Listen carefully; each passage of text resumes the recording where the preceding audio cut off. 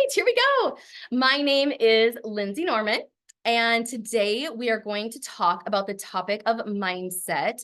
And this is going to be a little bit different probably than what you've heard traditionally on mindset.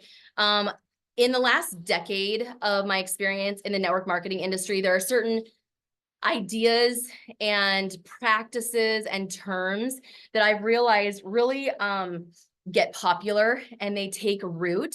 And after a while, people stop questioning them. They stop questioning what they mean. They stop questioning the implications of them.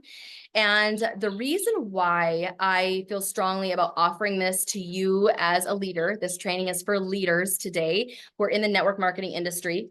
The reason I feel passionate about this is because I've actually found myself, I can scan back over my decade plus in this industry and can say that there are times where I have misused mindset coaching with leaders. And I feel badly about that. And I want to learn from that. And I never want to do it again.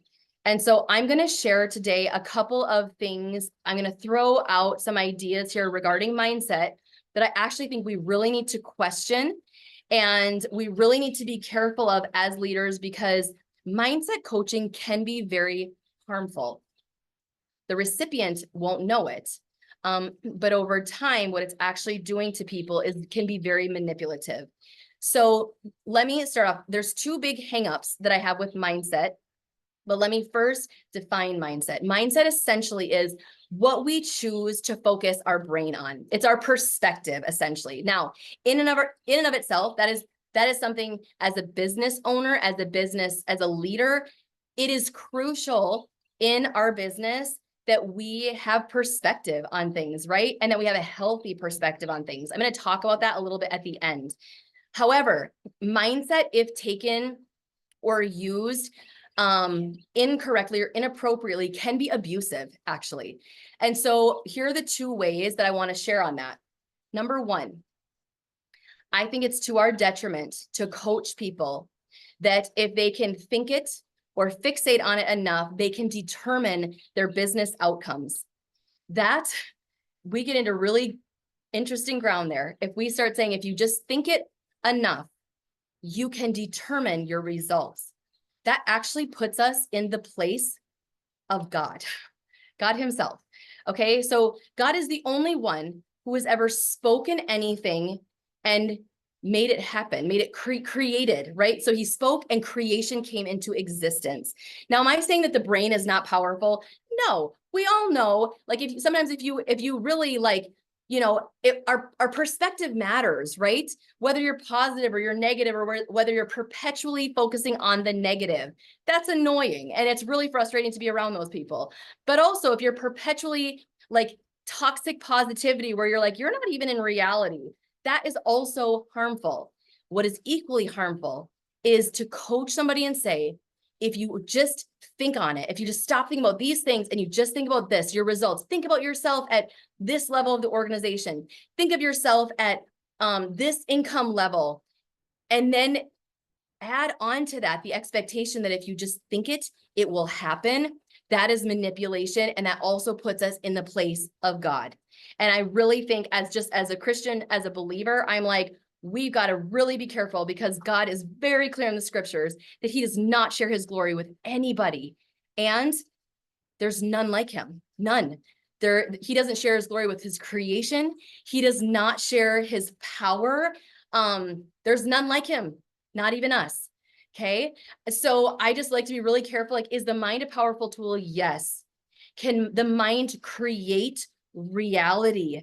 That gets really dangerous really fast. And as leaders, we have to understand that we hold influence and power and people trust us. So when we start guiding people down those roads, that can actually lead to massive manipulation. Okay. So I want to be careful on that. Also, if you are a believer, if you're a Christian, I would actually like to propose to you that as a believer, we don't create reality. We discover God's reality that he has already created for us. All right. Number two, this is a bit of a spinoff off of number one, that mindset, when you coach people to focus on mindset, it can be used as a manipulation tool. So I have participated in coaching with my leaders where I want them to focus so much on their mindset because I don't want them looking at other issues that are causing them not to succeed. Okay, so this is what I mean. I want to develop this just a little bit more. I have been part of a company and in a previous company and experience where I have been told, even though I worked hard, I was like, I'm not sure it's a mindset issue, but where I was not growing, I was not rank advancing, I was not helping others rank advance, I was not seeing increased income, even though I was like, I am working really hard, I'm showing up, I'm investing in my business, I'm kind of doing all the things. And I was told it's your mindset. It's because you think negatively. It's because you're thinking about the wrong things. And what was interesting about that is then I would take that and I would think, I'm really the only one struggling, just me and my leaders. We're the only ones there's something wrong. So we need to start, it's a mindset issue. So we need to start focusing on mindset. So then I would go to my leaders and they would say, well, we're not growing. And so I would say, well, it's your mindset. Like, let's focus on are you being positive? Like, what are you focusing in on? And I'm not saying we should never assess our perspective on things. I am a leader who very much believes that we need to look at the whole of reality and decide what is my perspective going to be on this moving forward. But when I'm specifically talking about mindset being used as manipulation, when I felt like I was in that environment, essentially what was being said to me and what I was telling others is, don't look at all of the reasons why you're not succeeding. Don't look at the fact that not only are your sales not growing, the company sales are not growing. Don't look at the fact that your team isn't rank advancing, but neither is anybody else. Don't look at the fact that sales are down, income is down. Don't look at all those things because that would actually force us to have to look at this place of reality to say, maybe mindset isn't the issue. Maybe it's bigger than that. Maybe we actually need to address some really hard things so that if we can make shifts there, we can actually create growth as a company and as a team. So I share this because I think it's really easy as a leader. When you have leaders who are not growing, we easily default to say, well, you're just not thinking about the business in the right way. And in some ways, it's a cop-out in leadership instead of saying, let's look at all of the pieces here. Let's lead from a place of reality and let's look at it. So we're going to look at your perspective, but we're also going to look at what do you have currently in your business? How are you growing? Where are your roadblocks? Are you equipped? What kind of support do you need? What resources do you need? And so what you're trying to do instead is create a full picture for that leader, whereas their perspective is one piece. It's not the piece.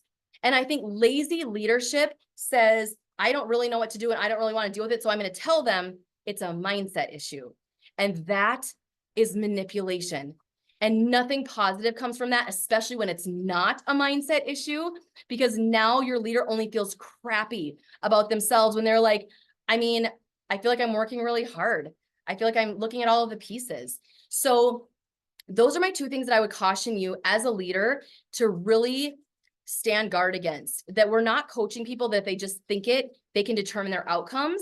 And number two, that we don't get lazy in our leadership and just say because they're not succeeding because of a mindset issue. So where can mindset be healthy? Remember at the beginning, I talked about how your mindset is really your perspective, what you choose to focus on in your perspective. And as I mentioned, perspective is absolutely critical in this business.